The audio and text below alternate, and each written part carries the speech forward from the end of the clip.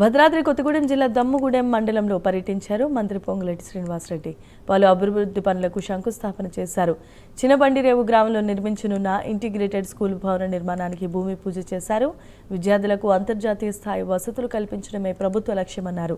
లక్ష్మీనగరం గ్రామంలో అత్యాధునిక సౌకర్యాలతో సిద్ధమైన ఇండోర్ స్టేడియాన్ని ప్రారంభించారు. మంత్రితో పాటు ఎమ్మెల్యే తెల్లం వెంకట్రావు, జిల్లా collector Ankit, ITDA PO Rahul హాజరయ్యారు. రాష్ట్రంలో పేదవాడికి అండగా ఉంటున్న ఈ ప్రభుత్వాన్ని ఆనాటి 10 సంవత్సరాల దొరలు ఈ ప్రభుత్వాన్ని విమర్శించడమే ఏజెండాగా పెట్టుకొని మాట్లాడుతున్న సంగతి కూడా మీరు ప్రతిదీ గమనిస్తున్నారు.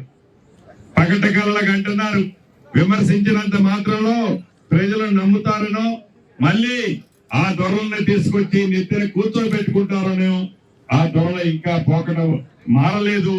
ఈ ప్రభుత్వం ఆనాడు పండించిన పంట కంటే డబల్ పంట పండించిన ప్రతి చోట ధాన్యాన్ని కొనటమే కాకుండా వారం రోజుల్లోపే కొన్న రైతన్నకి డబ్బులు కూడా ఖాతాలో ఈ ప్రభుత్వం జమ చేస్తుంది.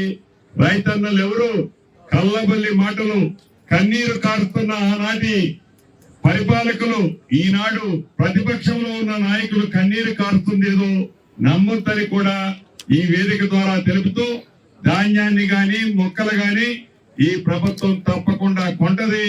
రైతుని రాజును చేసే దాంట్లో, రైతుకు అండగా ఉండే దాంట్లో, రైతును కాపాడే దాంట్లో ఈ ప్రభుత్వం ఎప్పుడూ కూడా ఒకళ్ళతో చెప్పించుకునేది ఉండదు అని కూడా ఈ వేదిక ద్వారా తెలుపుతూ ఈ మారుమూల ప్రాంతంలో మళ్ళీ ఇల్లిస్తున్నాం.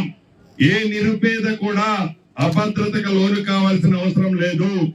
మీ నాయకులు, స్థానిక శాసనసభ్యులు నిరంతరము అనేక అభివృద్ధి కార్యక్రమాలు ఈ ప్రాంతానికి తీసుకొచ్చారు. భవిష్యత్తులో కూడా మరిన్ని తీసుకురావడానికి ప్రణాళికలు ఏర్పాటు చేసుకున్నారు. అప్పుల తెలంగాణ రాష్ట్రంలో